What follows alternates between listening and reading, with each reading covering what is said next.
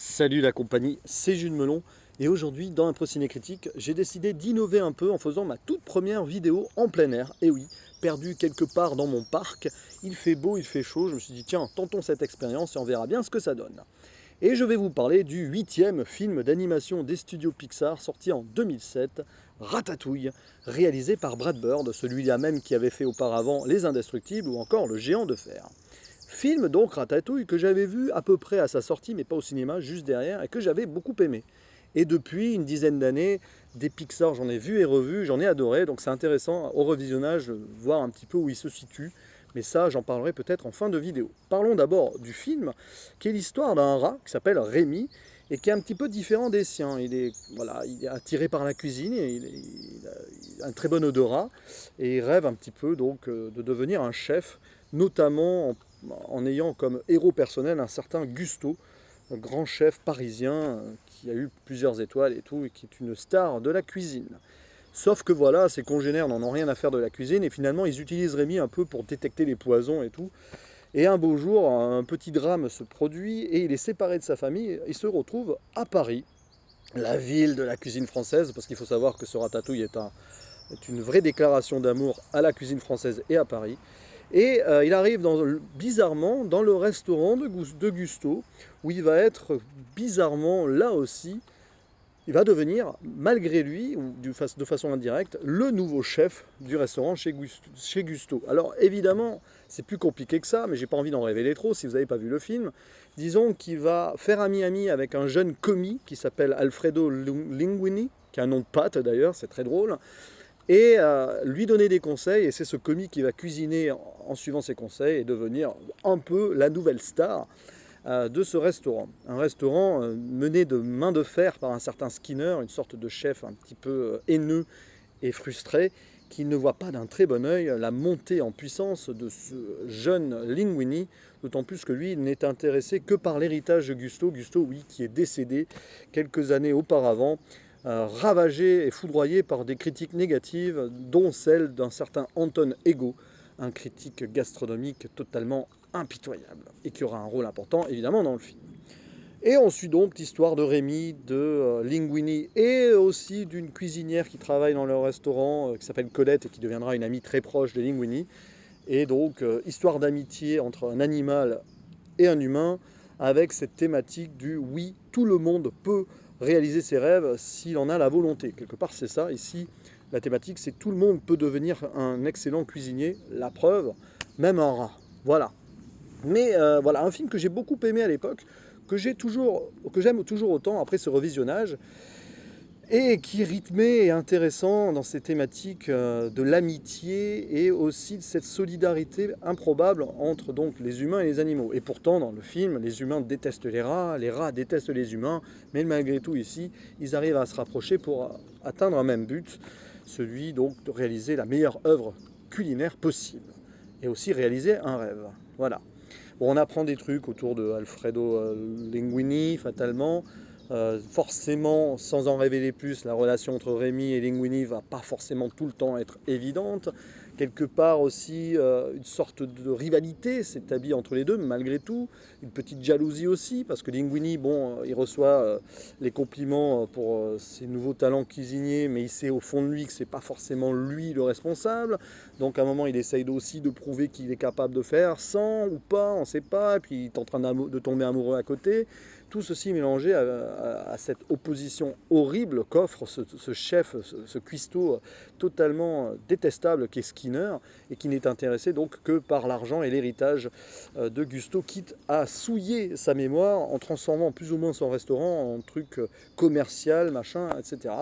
Là aussi, il y a une petite critique de la malbouffe comparée à ces grands plats gastronomiques qu'on peut avoir encore dans certains restaurants.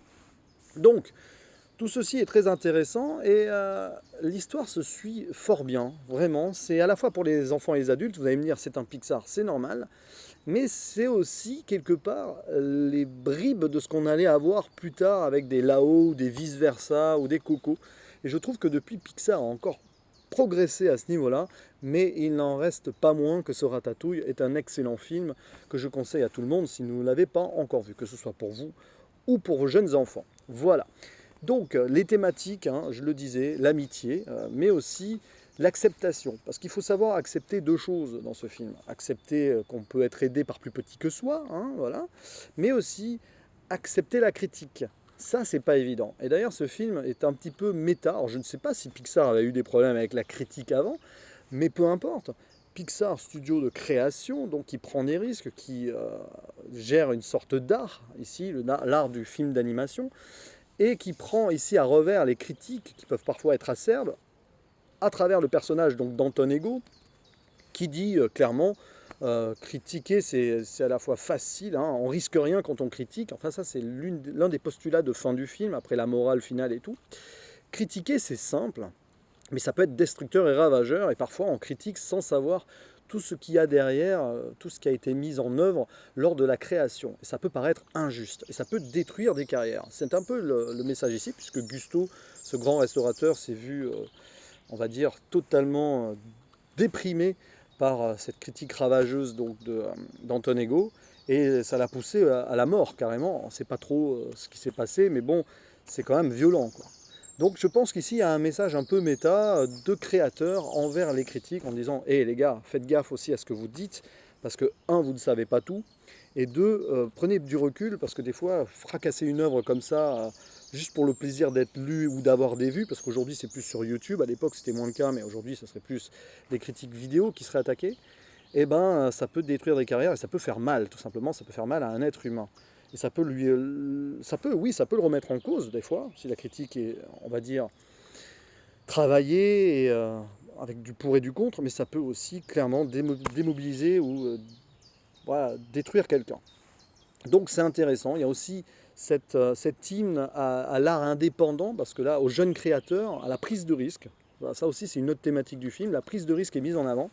Et c'est intéressant de voir Pixar mettre ça en thématique numéro un, parce que peut-être que Pixar à l'époque c'était clairement une sorte de nouveau souffle pardon, sur l'animation. Et est-ce qu'il y avait une critique des longs métrages d'animation Disney ou DreamWorks qui sortaient à l'époque un peu en masse? Je ne sais pas. Pixar a été racheté par Disney quand même depuis. Je ne sais pas quand exactement. Est-ce que c'est avant ou après 2007?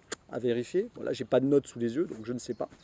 Mais c'est intéressant de voir ici donc, que ce film met en avant la prise de risque et les auteurs indépendants qui donc proposent des choses différentes. Voilà. Puis bon, toutes ces thématiques, évidemment, les rats dans Paris, ça aussi, c'est amusant. Des rats dans un restaurant, c'est juste improbable, parce que normalement, quand il y a des rats dans un restaurant, c'est fermé, pour cause sanitaire, évidemment. Et donc, c'est d'autant plus ironique et intéressant de voir ici que c'est un rat considéré comme une bête détestable qui fait des plats aussi exquis et délicieux. Comme quoi, tout est possible, et c'est donc ça également le message du film. Bref, avec le recul, ce Ratatouille, je ne saurais le situer dans un classement Pixar, j'en sais rien. Il est vrai que depuis, des vice-versa ou des Coco m'ont sublimé l'esprit, et voilà, j'ai adoré ces films-là. Il y a aussi Toy Story 1 et 3 au moins que j'ai adoré.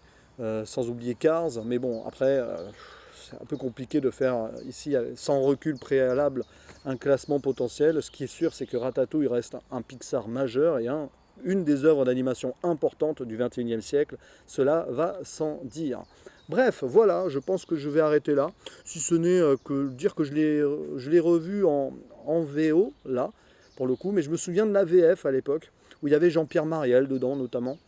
Donc de mémoire, je pense que le film se vaut aussi en VF et en VO. Il y a plutôt de bonnes VF chez Pixar, donc pourquoi pas. Mais bon, en VO, je crois qu'il y a Yann Holm aussi. Après, j'ai pas reconnu forcément toutes les voix. J'ai pas non plus cherché exactement à faire, voilà, à faire attention là-dessus. J'ai juste voulu le voir en VO parce que ça se déroule dans un contexte français, donc c'est plutôt amusant, avec l'accent français qui apparaît et tout. Et puis bon, Ratatouille, quoi. Oui, parce que le nom du film est comme ça aussi en anglais, parce que les plats gastronomiques, les noms de plats gastronomiques ont souvent des noms français. On garde les noms français tels que foie gras, bœuf bourguignon, ratatouille. Voilà. Et c'est une vraie déclaration d'amour à la ville de Paris, à la cuisine française, donc ça c'est cool aussi. Euh, Rien que pour ça. Ah oui, puis dernière anecdote, j'ai regardé ça en mangeant là, et j'ai mangé une ratatouille en regardant Ratatouille. Voilà. C'était à peine prémédité. Bon, il s'avérait que j'avais une boîte de Ratatouille chez moi et que j'avais envie de voir Ratatouille, donc j'ai fait d'une pierre deux coups. Voilà. Ça d'ailleurs, c'est super cool de regarder ce genre de film en mangeant parce que on sent les saveurs à travers la magie de l'animation Pixar aussi. Et à part dans le voyage de Chihiro de Miyazaki par exemple, j'avais jamais ressenti ça devant une animation, devant ce tel plaisir des saveurs culinaires qu'on peut voir à travers un écran. Voilà. Le Chihiro, il y a cette scène avec les parents qui se transforment en cochon là. Mais avec tous les mets qui sont présents avant cette transformation, ça donne envie, quoi. Bref, là c'est pareil avec Ratatouille, et ça donne d'autant plus faim quand tu regardes un film pareil. Voilà, c'est tout ce que j'avais à dire sur ce Ratatouille. Depuis mon parc préféré, j'ai été dérangé par personne. Il n'y a pas un chat, si ce n'est des oiseaux qui chantent dans les arbres, et c'est beau. Mais tel que vous voyez, quand cette vidéo sera publiée, je serai ailleurs, dans le sud, en vacances. Mais bon, quand je la verrai, je me dirai, ah bah, finalement, j'étais aussi très bien là où j'ai tourné cette vidéo. Ceci n'a absolument aucun sens, je parle pour moi, ça ne sert à rien, donc je vous dis à la prochaine. Ciao!